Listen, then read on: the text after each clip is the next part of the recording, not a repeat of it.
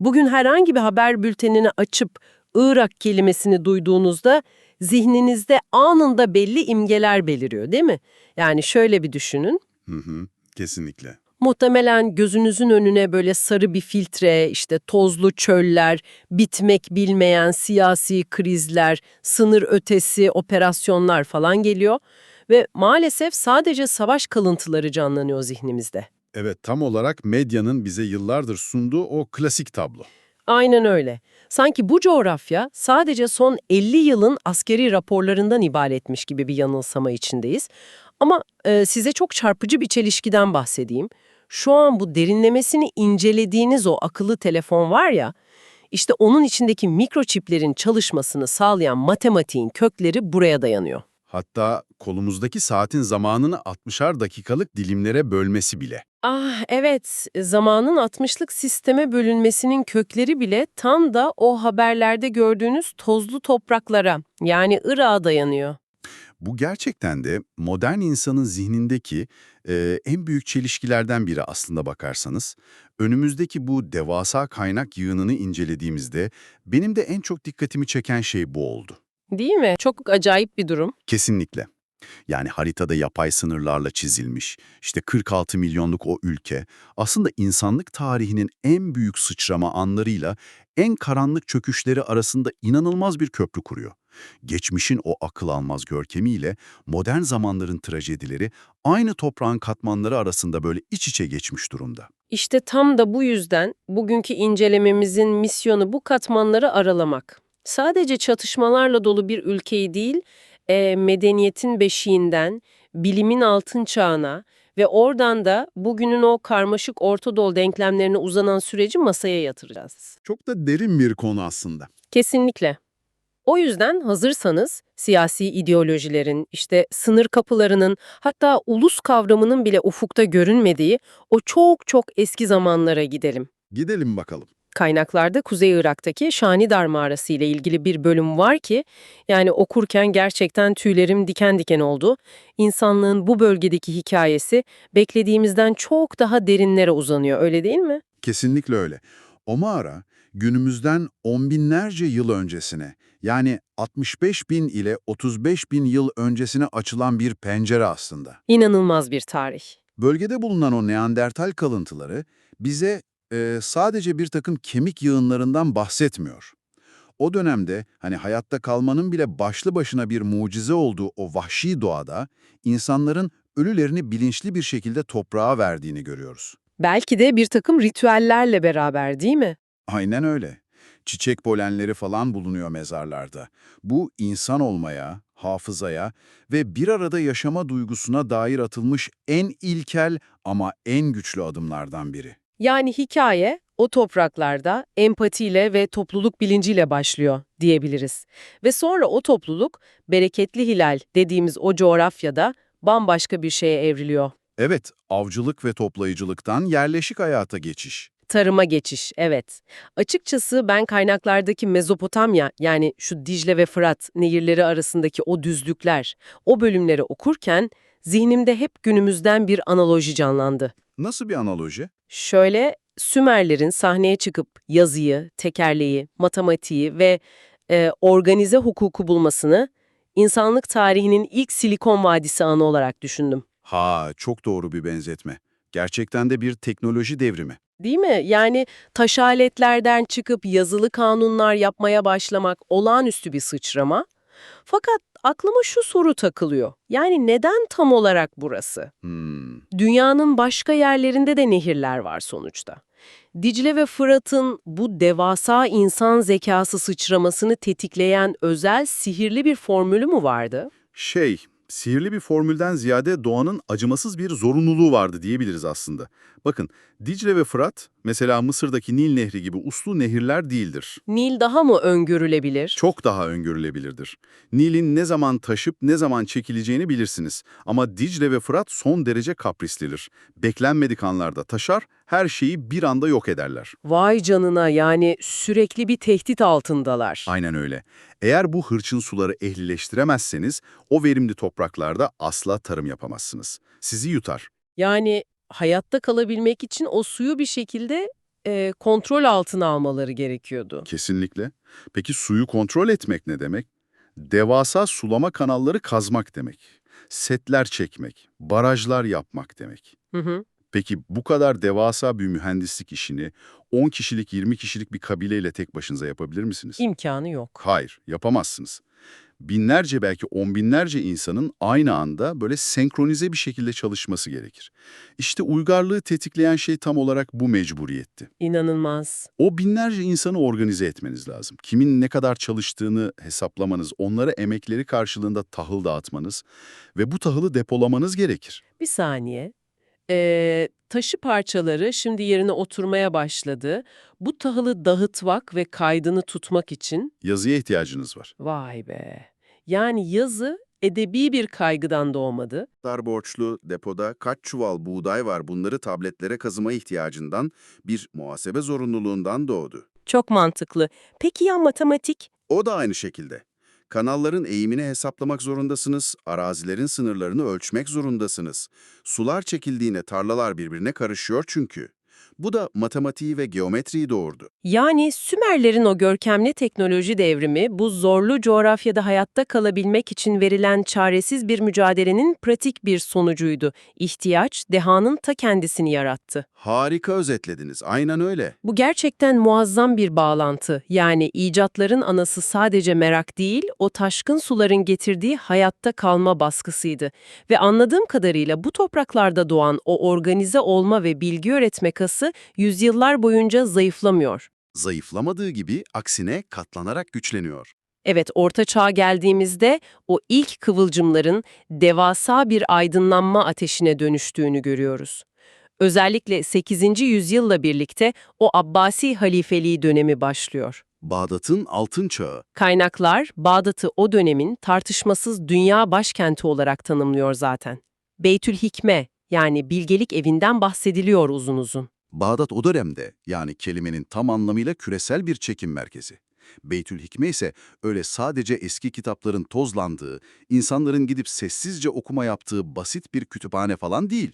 Daha çok bir araştırma enstitüsü gibi mi? Tam olarak bir enstitü. Antik Yunan'dan, Hindistan'dan, İran'dan gelen tüm felsefi ve bilimsel metinlerin sadece Arapçaya çevrildiği bir yer değil orası. Bu metinler orada eleştiriliyor, sentezleniyor ve üzerine yepyeni bilimsel teoriler inşa ediliyor. Tıp, astronomi, matematik. Hepsi var. O bahsettiğimiz Sümerlerden miras kalan analitik düşünce yapısı, yüzyıllar sonra burada tamamen kurumsallaşıyor. Üstelik sadece bilimde değil, sanatta da acayip ilerideler o dönem.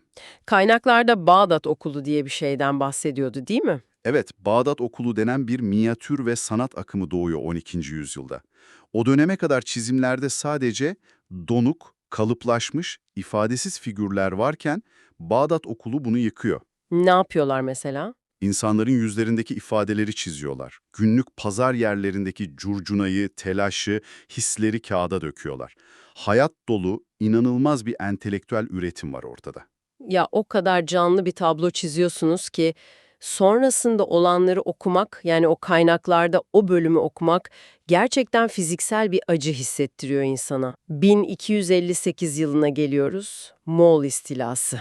Evet, tarihin en büyük kırılmalarından biri. Burada zihnimde canlanan çok spesifik ve karanlık bir imge var. Tarihçilerin hani Dicle Nehri günlerce mürekkepten simsiyah aktı dedikleri o an var ya, o görkemli bilgelik evindeki milyonlarca el yazmasının suya atılması. Çok trajik bir sahne. Bu olayı okurken modern bir benzetme yapmadan duramadım.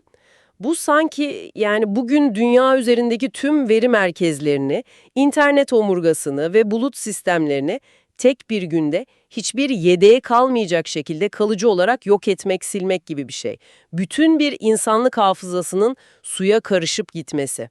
Abartıyor muyum? Yoksa bu devasa bilgi kaybı olmasaydı dünya tarihi gerçekten bugün çok daha farklı bir rotada mı ilerlerdi? İnanın hiç abartmıyorsunuz. Bu tam olarak böyle küresel ölçekte bir travma. Bu trajedi sadece o bölgenin değil, genel olarak dünya bilim tarihinin kırılma noktalarından biridir. Çünkü sadece kitaplar gitmiyor, değil mi? Kesinlikle. Sadece kağıtlar ve mürekkepler yok olmadı orada. Nesiller boyu usta-çırak ilişkisiyle aktarılan o bilimsel üretim metodu, o ekosistem kesintiye uğradı. Eğer o hafıza silinmemiş ve o entelektüel ivme aynı hızla devam etmiş olsaydı, bugün Rönesans dediğimiz aydınlanma süreci belki de Avrupa'dan çok daha önce organik bir devamlılık içinde doğrudan bu coğrafyada yaşanabilirdi. İnanılmaz bir potansiyel kaybı. Kesinlikle. Ama işin bir de jeopolitik boyutu var ki bence Irak'ın bugününü anlamak için çok daha kritik bir nokta burası. Nasıl bir jeopolitik kırılma bu bahsettiğiniz? Bağdat'ın yerle bir edilmesi, o büyük yıkım, Irak coğrafyasını dünya üzerinde bir merkez olmaktan tamamen çıkardı. Hı hı. O güne kadar kararların olunduğu, hani medeniyetin kalbinin attığı yerken, ilerleyen yüzyıllarda Osmanlı ve Safevi imparatorlukları arasında sürekli el değiştiren, orduların üzerinde çarpıştığı uçsuz bucaksız bir tampon bölgeye dönüştü. Tampon bölge. Evet, merkezden uçtaki bir sınır karakoluna doğru yaşanan bu dramatik düşüş, aslında bölgenin kaderini sonsuza da kendi ellerinden aldı. Tampon bölge, bu kelime bence her şeyi çok iyi açıklıyor. Yüzyıllarca süren bu edilgen statü, kaderinin sürekli başkaları tarafından yazılmasına zemin hazırlıyor. Ve bu durum bizi modern tarihin belki de en çok tartışılan, kaynaklarda en çok vurgulanan anına getiriyor. 1916 yılı. Sykes-Picot planı. Aynen öyle. Birinci Dünya Savaşı'nın sonları. Osmanlı İmparatorluğu çöküyor ve bir anda 1916 yılında Kahire'de bir odada buluyoruz kendimizi. İki diplomat, İngiliz Mark Sykes ve Fransız François-Georges Picot. Meşhur ikili. Ellerinde cetvellerle resmen bir haritanın üzerine eğilmişler, bölgenin o dağlarını, az önce bahsettiğimiz nehirlerini, oradaki karmaşık etnik ve kültürel dokuyu zerre kadar umursamadan tamamen emperyal çıkarları için haritaya dümdüz çizgiler çekiyorlar. Evet, böylece tarihe Sykes-Picot Antlaşması olarak geçen o meşhur paylaşım planı, o harita ortaya çıkıyor.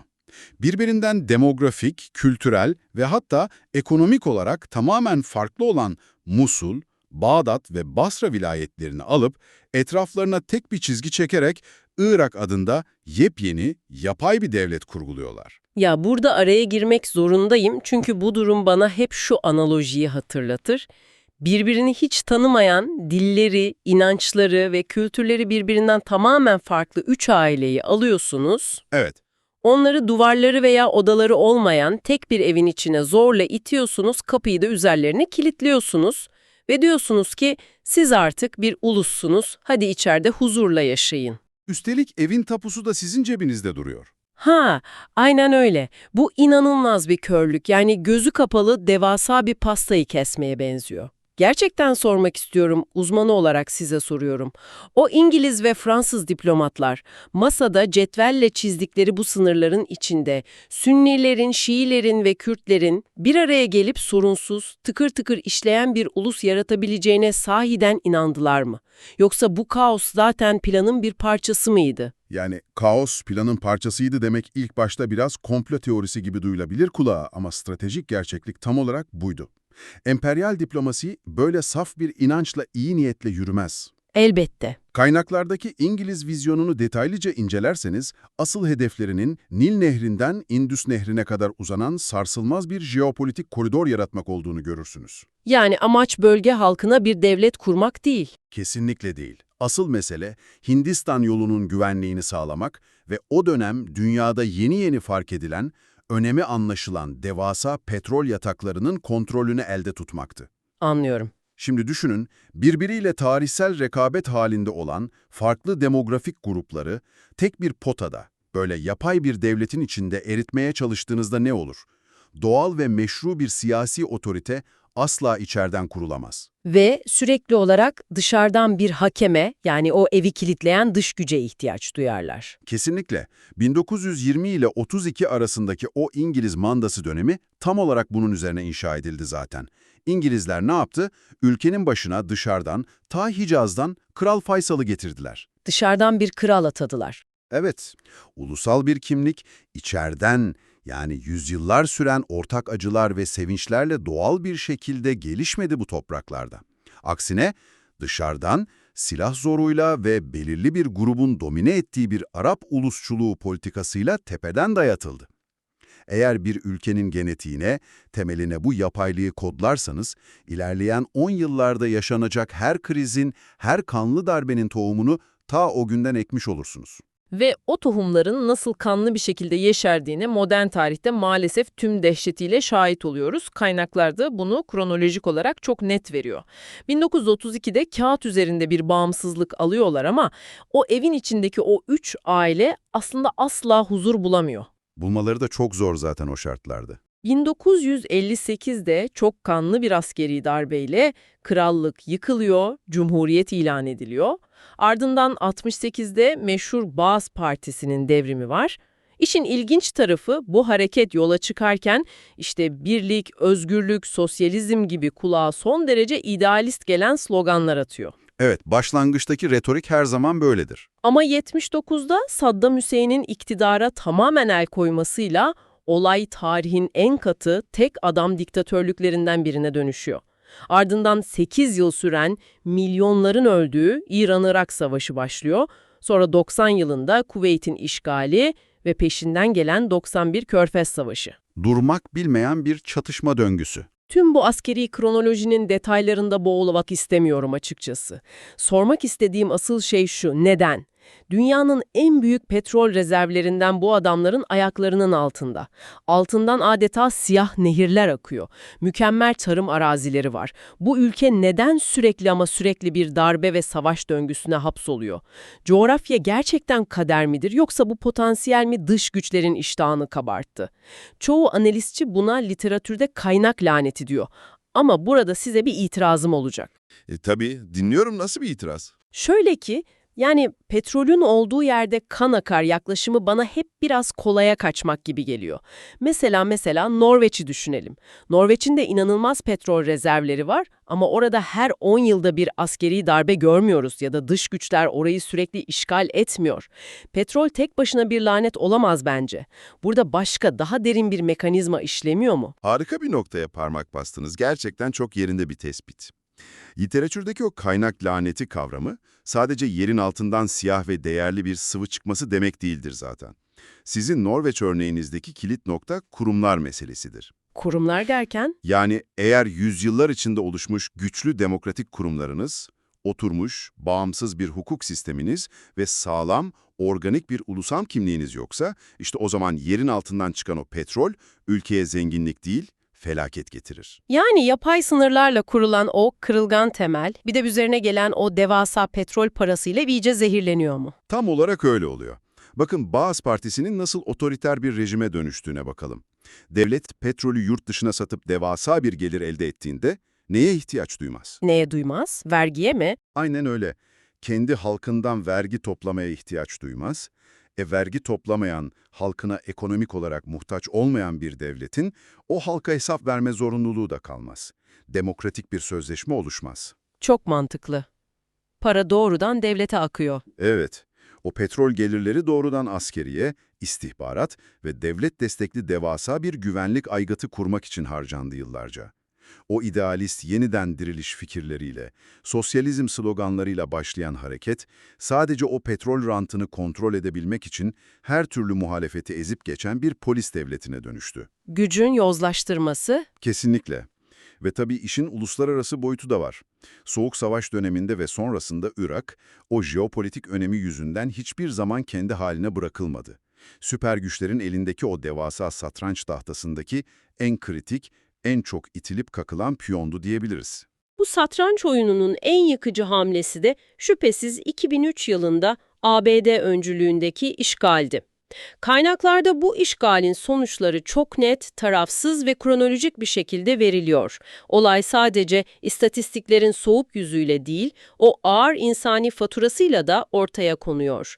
Baas rejiminin devrilmesi süreci var ama yani burada sadece bir diktatörün devrilmesinden bahsetmiyoruz değil mi? Hayır, çok daha derin bir yapısal çöküşten bahsediyoruz. Çünkü devletin bütün kurumlarının, ordusunun, polis teşkilatının falan bir anda feshedilmesi durumu var.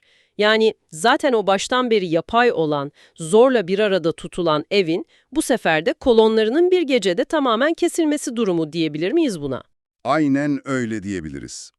İşgalin ardındaki o bitmek bilmeyen siyasi tartışmaları bir kenara bırakıp sahadaki işleyişe, mekanizmaya bakarsak, devlet aygıtının o dönem bağımsızlaştırma adı altında tamamen sıfırlanması, haritadaki tüm o hassas etnik ve mezhepsel fay hatlarını aynı anda tek bir darbeyle kırdı. Devasa bir boşluk oluştu. Çok büyük bir güç boşluğu çıktı ortaya. 1 milyondan fazla insanın hayatını kaybetmesi, milyonlarca insanın evinden, barkından olup mülteci durumuna düşmesi ve en nihayetinde 2014 ile 17 arasında IŞİD gibi radikal terör örgütlerinin tam da o devlet otoritesi boşluğundan beslenerek palazlanması. Hepsi birbirine bağlı olaylar silsilesi. Kesinlikle.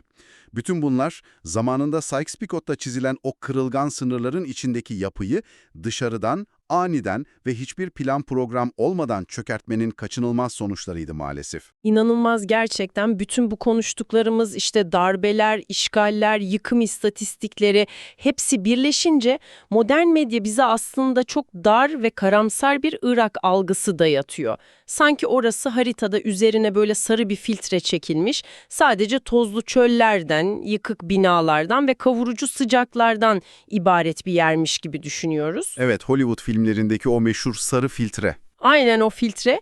Ancak kaynaklardaki coğrafya ve demografi bölümüne geldiğimde yani inanın okuduklarıma inanamadım. Gözümün önündeki o sarı filtre paramparça oldu resmen. Bizi dinleyen sizlerin, şu an kulaklıklarından bizi dinleyenlerin şunu bir hayal etmesini istiyorum. Irak dediğinizde aklınıza lütfen sadece kum gelmesin. Kesinlikle gelmemeli. Kuzeyde Türkiye ve İran sınırına doğru inanılmaz bir coğrafya var. Yılın büyük bölümünde yoğun kar yağan dağlık bölgeler var orada. Ülkenin en yüksek zirvesi Çiğkader mesela. Geniş meşe ormanları var. İnsanların aklına Irak deyince orman pek gelmez ama var. Gelmiyor evet. Sonra güneye iniyorsunuz. O çöllerin arasında devasa, yaşam fışkıran Mezopotamya bataklıkları var. Uçsuz bucaksız hurma bahçeleri. Biliyor muydunuz çok da uzak olmayan bir geçmişte bu topraklarda bildiğimiz Asya aslanları bile dolaşırmış. Yani yaban hayatı çok zengin. Coğrafi şaşırtmacalar ve biyoçeşitlilik bu kadarla da kalmıyor. Demografik yapı da en az o coğrafya kadar şaşırtıcı ve çeşitli aslına bakarsanız. Ah, kesinlikle. Sadece haritada sınırları çizilmiş bir kara parçasından bahsetmiyoruz nihayetinde. Burada tam 46 milyon insan yaşıyor. Ve daha da çarpıcısı ne biliyor musunuz? Bu nüfusun %42'si henüz 14 yaşın altında. Bu çok ciddi bir oran. İnanılmaz genç, inanılmaz dinamik bir nüfus. Ve sadece Araplar yok içeride. Kürtler var, Türkmenler var, Şabaklar var. Dini olarak baktığınızda Şiiler, Sünniler, Hristiyanlar, Yezidiler. Yani sokaklarda dolaştığınızda yöresel Kürt kıyafetlerinden tutun, geleneksel Arap kıyafetlerine kadar inanılmaz bir renk cümbüşü var, bir kültür var, kebap var, hurma var. Sanıyorum haber bültenlerinin o donuk sarı filtresi bu canlı, genç ve çeşitli ülkenin üzerini örtmeye asla yetmiyor. Yetmez tabii ki. O medyanın bize yıllardır dayattığı filtrenin örtemediği asıl büyük gerçek nedir biliyor musunuz? Nedir? Tüm bu etnik, dini ve coğrafi çeşitlilik az önce programın başında konuştuğumuz o binlerce yıllık antik Mezopotamya ruhunun bugün hala o topraklarda nefes aldığının en büyük, en canlı kanıtıdır aslında. Şimdi siyaset bilimi çerçevesinden ya da ne bileyim batılı bir diplomat gözüyle dışarıdan baktığınızda bu kadar farklı etnik grubun ve inancın bir arada olması ülkeyi merkezi bir otoriteyle yönetmeyi zorlaştıran bir kriz, sürekli bir baş ağrısı gibi görünebilir onlara. Yani bizim o başındaki meşhur bu 3 aileyi tek bir eve sığdıramıyoruz problemi. Evet, siyasi açıdan bu sürekli çözülmesi gereken bir problem gibi sunulur dünyaya. Ancak sosyolojik ve tarihsel bir perspektifle daha geniş açıdan baktığımızda bu çeşitlilik Irak'ın aslında en gerçek, en derin mirasıdır. Bu farklılıklar ülkenin bir laneti değil, ta kendisidir. Bugün o zengin mutfaklarından çıkan muazzam lezzetlerde, müziklerinde, mimari dokularında binlerce yıllık bir etkileşimin, bir arada yaşamın izlerini görürüz. Dağlardaki o karla kaplı meşe ormanları da, güneydeki o sulak bataklıklar da, o 46 milyonluk genç nüfusun bugün küllerinden yeniden inşa etmeye çalıştığı geleceğin farklı dokularını oluşturuyor. Burası sadece emperyal güçlerin oynadığı askeri bir satranç tahtası değil. İnsanlığın tüm tonlarını, tüm acılarını ve umutlarını barındıran devasa, yaşayan bir kültürel mozaik. ettiniz. Bugün bu derinlemesine incelemede sizinle birlikte adeta bir zaman makinesine atladık. Şanidar mağarasındaki Neandertallerin o ilk hayatta kalma mücadelesinden çıkıp işte o nehirlerin kaprisli sularının tarımı, matematiği ve yasaları nasıl zorunlu kıldığını anladık. Oradan Bağdat'ın o dünyayı aydınlatan altın çağında dolaşıp nehirlerin mürekkep rengi aktığı o karanlık kırılma noktasına hep beraber şahit olduk. Evet, uzun bir yolculuk oldu. Masalarda harita çizen o emperyal diplomatların zihniyetini, petrolün eksik kurumlarla birleştiğinde nasıl bir felakete dönüştüğünü, darbeleri ve güç boşluklarını tüm o arkadaki mekanizmalarıyla konuştuk ve en sonunda da o medya filtrelerinin ardındaki o gencecik 46 milyonluk renkli mozaiğin sokaklarında turumuzu tamamladık. Sizi bugünlük kendi düşüncelerinizle baş başa bırakmadan önce tüm bu kaynakların satır aralarından zihnime kazınan son bir kışkırtıcı fikri paylaşmak istiyorum sizinle. İnsanlığın ilk kanunlarını yazan, medeniyeti kuran, sonrasında en değerli hafızası o yanan kütüphanelerin külleriyle suya karışan ve son 100 yılını aralıksız bir jeopolitik fırtınanın tam merkezinde o amansız satranç tahtasında geçiren bir coğrafya. Tüm bu akıl almaz acılara, işgallere ve yıkımlara rağmen bugün hala dağlarıyla, bataklıklarıyla ve o 46 milyon insanıyla dimdik ayakta durmaya çabalıyor. Gerçekten takdire şayan bir direnç. Değil mi? Bu durum bize sadece Orta Doğu'nun o bitmek bilmeyen karmaşık siyaseti hakkında değil, genel olarak insanlığın yok olma ve düştüğü yerden, kendi küllerinden yeniden doğma kapasitesi hakkında ne söylüyor acaba? Acaba bugün haberlerde sadece savaş ve kriz kelimeleriyle yan yana gördüğümüz bu tozlu topraklar, aslında insan direncinin ve o muazzam hayatta kalma iradesinin dünya üzerindeki en büyük, en görkemli canlı anıtı olabilir mi? Bunu bir düşünün. Sadece bunu bir düşünün.